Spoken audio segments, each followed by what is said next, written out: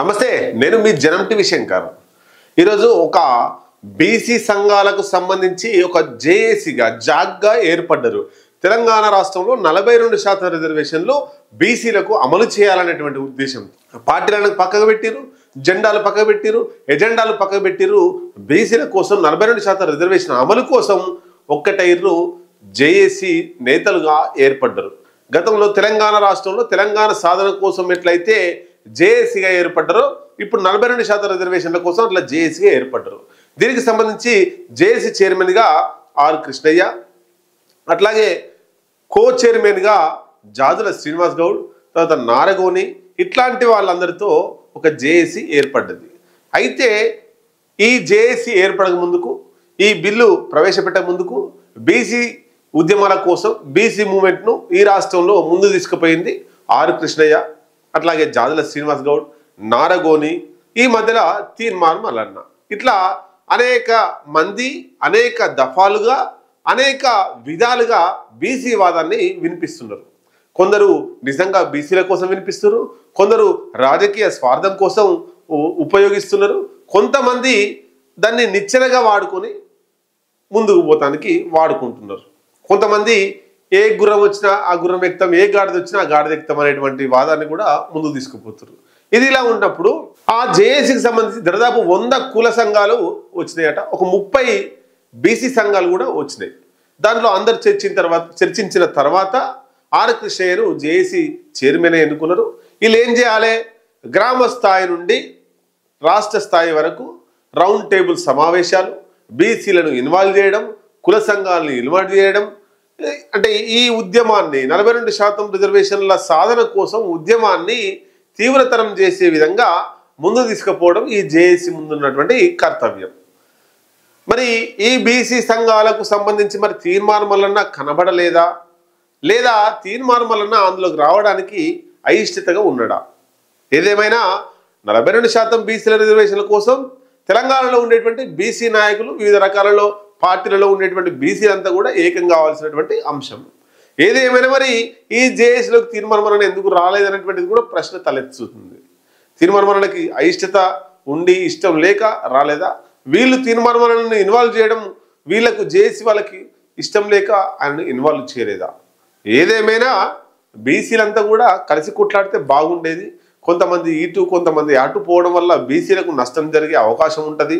Are Krishnaiah మాట్లాడుతూ doctors JAC, lawyers JAC, teachers JAC, అడ్వకేట్ల JAC, మేధావుల జేఏసీ వేస్తాం.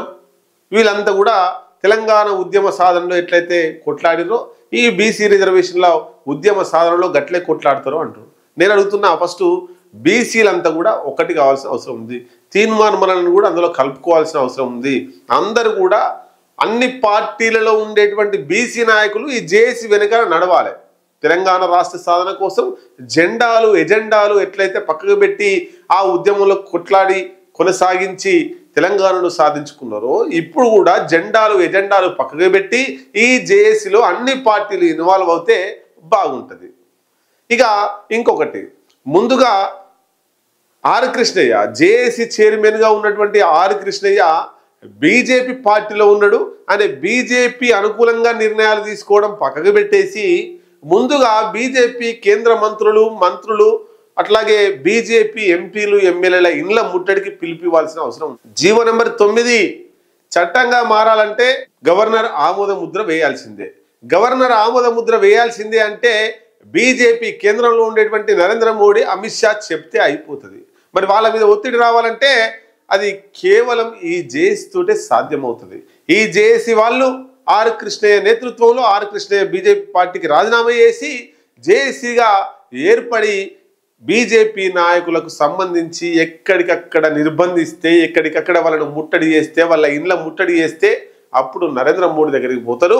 మాకు 42% రిజర్వేషన్లు ఇస్తే మమ్మల్ని తెలంగాణ రాష్ట్రంలో తిరగనిస్తట్టురు, లేకపోతే తిరగనిస్తట్లేరు అని చెప్పేసి ఆయనకు మొరపెట్టుకుంటే ఆయన గవర్నర్ ఆమోదిస్తే 42% బీసీలకు తెలంగాణలో రిజర్వేషన్ వస్తుంది, లేకపోతే రాదు.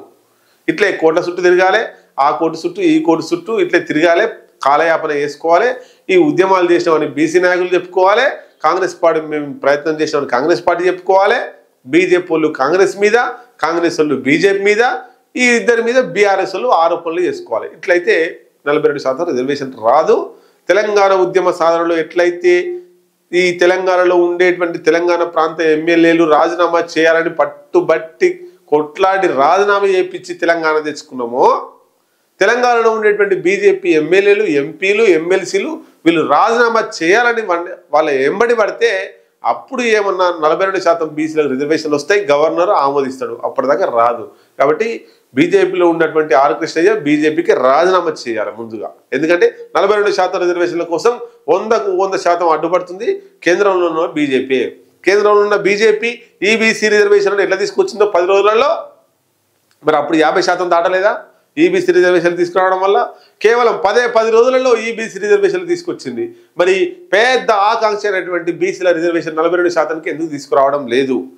10% రిజర్వేషన్లు ఈబీసీ రిజర్వేషన్లు తీసుకొచ్చినటువంటి అదే కేంద్ర ప్రభుత్వం ఇప్పుడు 42% రిజర్వేషన్లు బీసీలకు ఎందుకు తీసుకొస్తలేదు? ఆ రకంగా బండి సంజయ్ చేస్తుండు, ఆ రకంగా కిషన్ రెడ్డి ఏం చేస్తున్నాడు, బీసీ నాయకులైనటువంటి బీసీ ఎంపీలుగా ఉన్నటువంటి ఈటల రాజేందర్ ఏం చేస్తున్నాడు, ఇట్లా బీసీ ఎమ్మెల్యేలు ఏం చేస్తున్నారు, బీజేపీలో ఉన్నటువంటి వాళ్ళంతా కూడా బీజేపీ అధిష్టానం మీద, కేంద్ర ప్రభుత్వం మీద కొట్టాడాల్సినటువంటి అవసరం ఉంది. ఇట్లా 42% రిజర్వేషన్ తెలంగాణలో వస్తుంది, లేకపోతే రాదు.